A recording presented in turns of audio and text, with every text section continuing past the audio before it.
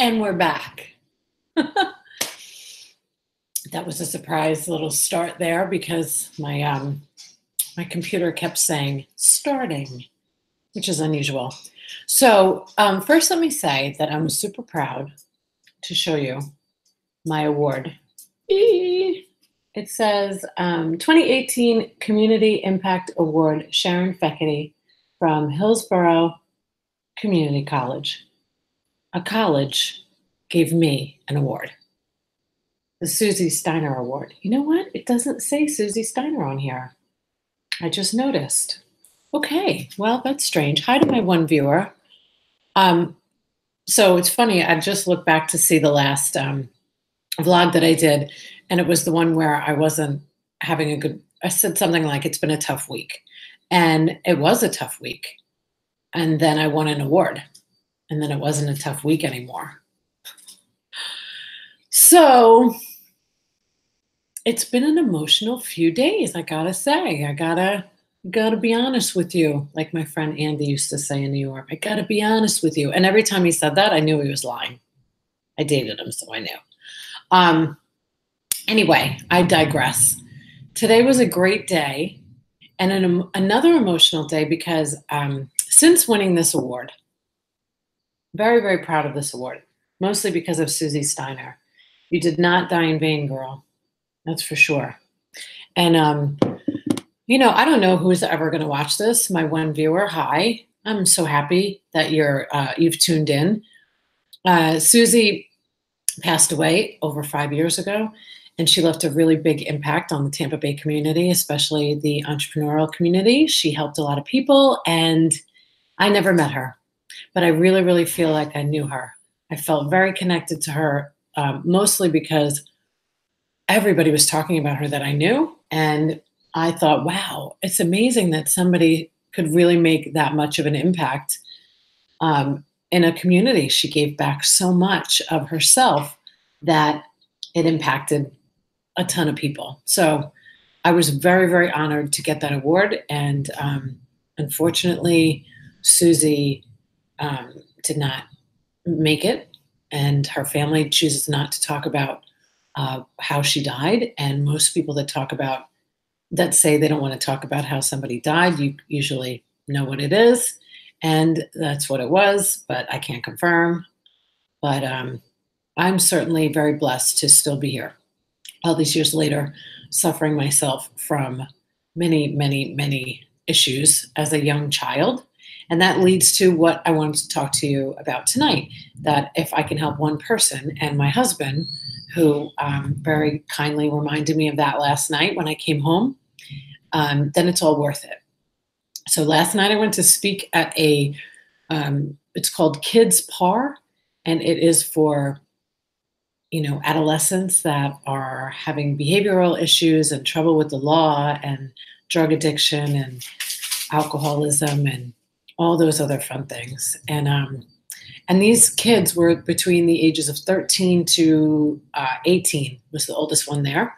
3 of them were voluntarily there, and 6 of them were mandated after being arrested. And, you know, it was a very eye-opening experience because these ladies, these young girls, have really come from a very hard life. And I was able to share a lot about me with them. And I wanted to make sure that they knew that, you know, just because your husband comes home in the middle of your vlog doesn't mean you have to stop. You just keep going. Right, honey? He said, that's right. So cute. I thought he was my one viewer, but he's not. So hi to my one viewer. So anyway, I think it is very impactful to be able to show somebody what can be done if you get the right help, right? And for me, if any of you, whoever decides to watch this and you don't know what I'm referring to, just go back to August 11th.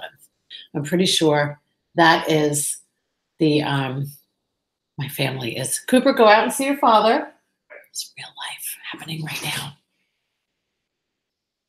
Don't you love it?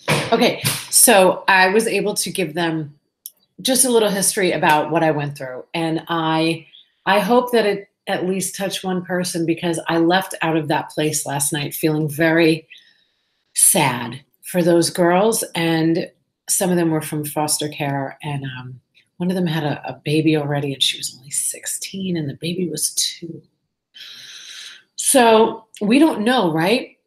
We have no idea who we're impacting when we speak, but when we're humble enough to allow somebody else to hear some of the trials and tribulations that you may have gone through in your life, then you give somebody an opportunity of hope. And that's what I got when I was younger, many years ago, when I suffered through my own issues. And at 21, my life began to turn around, and I've been 24 years of living this, very wonderful life of gratitude. And I don't forget where I come from and all that good stuff. So when I have this opportunity to speak to young kids, I really, it messes with me, because I realize that I was and am a miracle, because I could be right where they are.